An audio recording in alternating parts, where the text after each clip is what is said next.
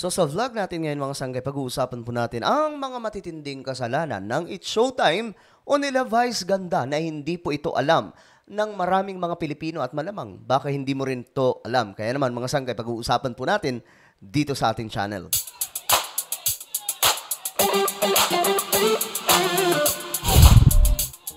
Okay, bago tayo magsimula, no, paki-subscribe po muna yung ating channel. Makikita po yung subscribe button sa ibaba. Okay, pindutin nyo lamang po yan, okay? Sa ibaba may subscribe button sa video na to mismo. Pindutin nyo po, tapos i-click nyo po yung bell at i-click nyo po yung all. Ulitin ko, mga sanggay, click the subscribe down below, click the bell, and click all. Okay? Diba? Napakadali lamang po yan.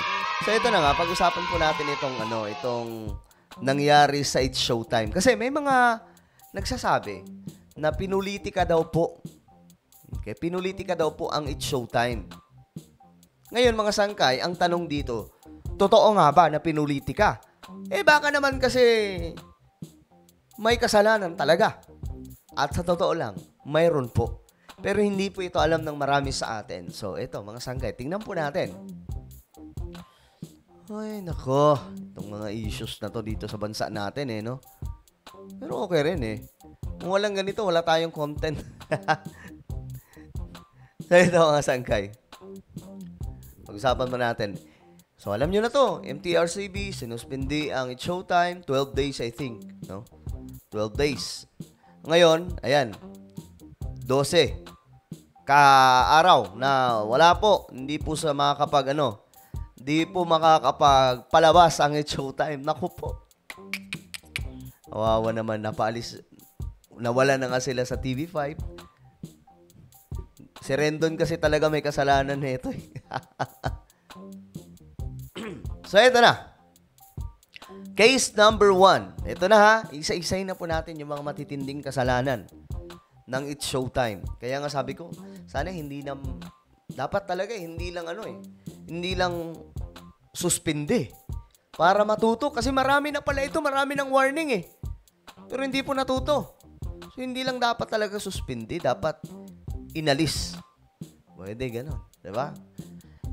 Sabi po dito, case number 1. Ayan, mga sanggay tingnan po natin. Ayan. Case number 1, inappropriate utterance of the word. Ito, mga sangkay. Ano ba isulat yan? Pwede isulat yan Wait lang. Ito yung word na ginawa nila. Sulat natin.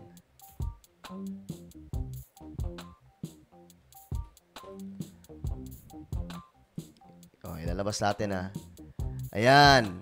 Ito yung word na I don't know kung familiar kayo dito mga sangkay. Ayoko magbanggit kasi parang nalalaswaan ako banggitin. Ayan Yan po yung case number 1.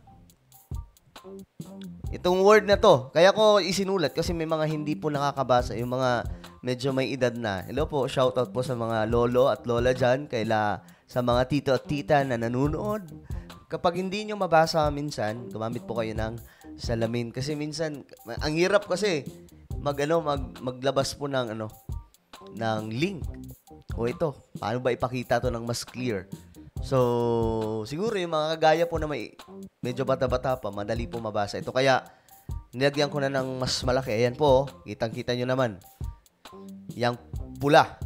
Okay, yan po ang case number 1. Yan yung word. Ayan utterance of the word G-spot by hosts Jong Hilario and Vice Ganda during the 24th of January 2023.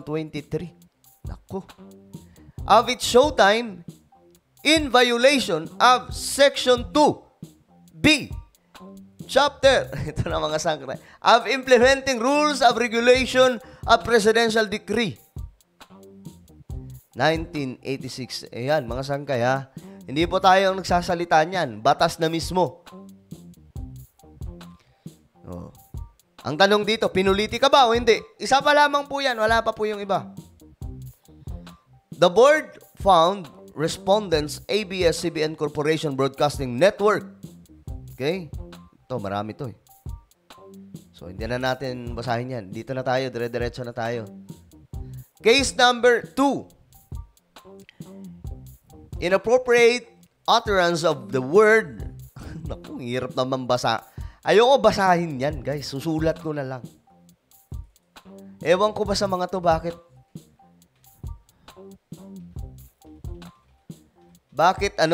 ginagawa nila ito? Okay, pasintabi po sa mga bata dyan na nanunood, ha?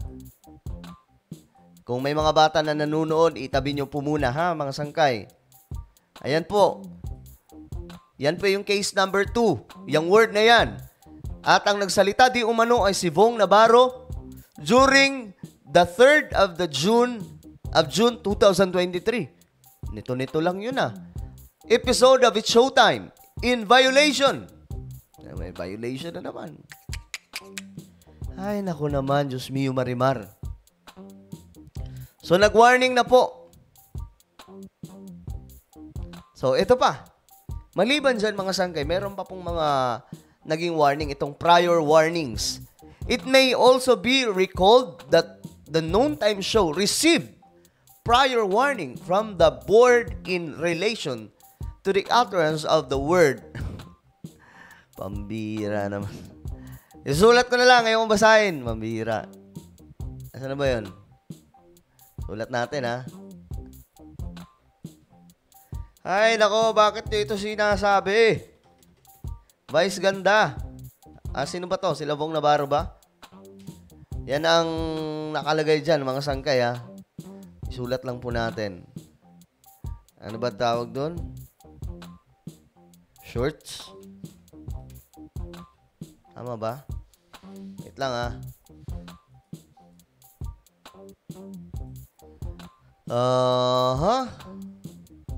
Tama nga. Ayan po yun, mga sangkay. Ba't naman kasi ganon?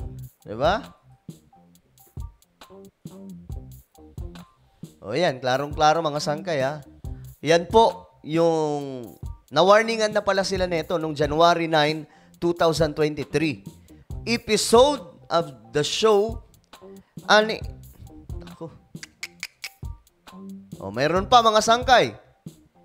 Itong Girl on Fire. Ito po yung, ano ba to? Ito yata yung episode. Ewan ko mga sangkay, ba't nila sinasabi to? Nasusobrahan siguro sa sobrahan siguro sa hype. Diba? Pero ang matindi dito, hindi talaga sila marunong mag-sorry. Naalala nyo mga sangkay yung EAT? Yung may sinabi pong hindi maganda. Tanggalin ko na to, ha, mga sangkay. Bira, ang pangit tingnan, eh. Naalala nyo yung EAT, mga sangkay, nung nagsalita po si Wally ng something bad word. After that, mga sangkay, viral. Marami ang nagsalita ng hindi maganda. Siyempre, sino ba naman ang matutuwa? Kahit nga ako, eh. Pero after that, kinabukasan kaagad, humingi po ng sorry. Pero itong mga to, hindi po yan, nakakabalas, no? Hindi po nagsusorry itong mga taga It's Showtime. At hindi po nila, ilang beses na pala sila na warningan, tapos, ay, naku naman, ang dami po nilang kaso sa MTRCB. So, dapat nga, maano na yan sila, eh. Matanggal na kung kinakailangan, mga sangkay, para hindi po pamarisan, eh. Ito, mga dismissed complaints. Apart from this, the MTRCB has received multiple complaints regarding the Noon Time Show, which the board dismissed in the spirit of fairness. Marami na pala talaga silang warning, mga sangkay. Marami na pong complaints sa kanila dahil po sa mga hindi magagandang salita na nababanggit. Alam nyo, hindi ko alam kung nanggaling po ito kay Vice Ganda, pero ito, ha. One complaints regarding the Ram Panalo segment money game where hosts were paired together to catch play money using their lips.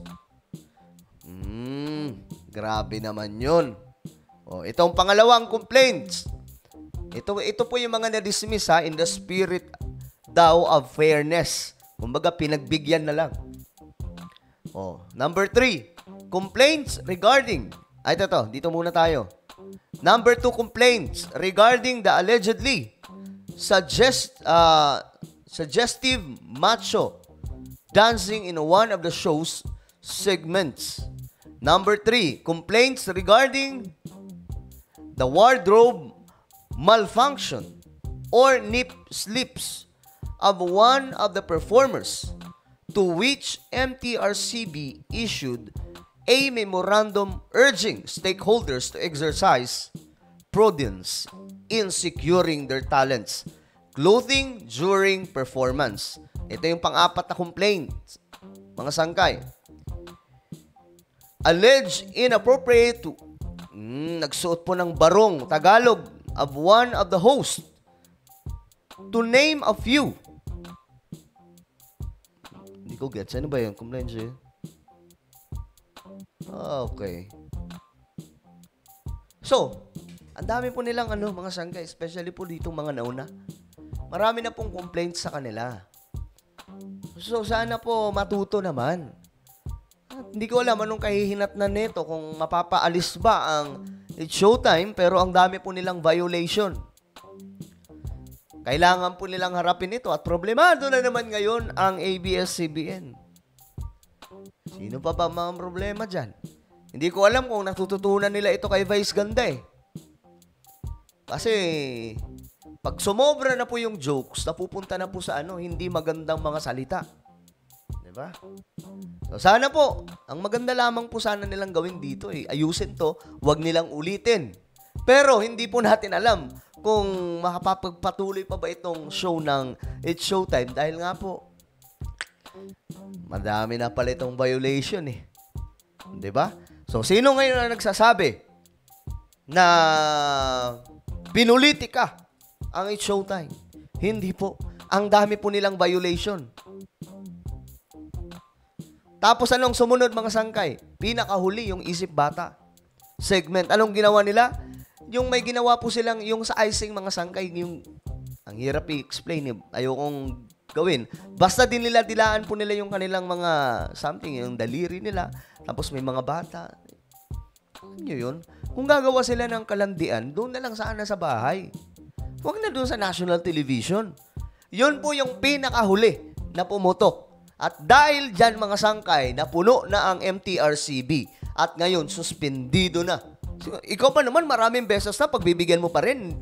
Hindi porket ABS-CBN ang may-ari, pagbibigyan ng pagbibigyan. Imagine niyo ang dami na palang beses. Ayan po, may mga dismissed complaints pa. May mga complaints na nauna. Maliban pa po sa sandamakmak. Ngayon, ano po ang inyong komento, mga sangkay, tungkol dito?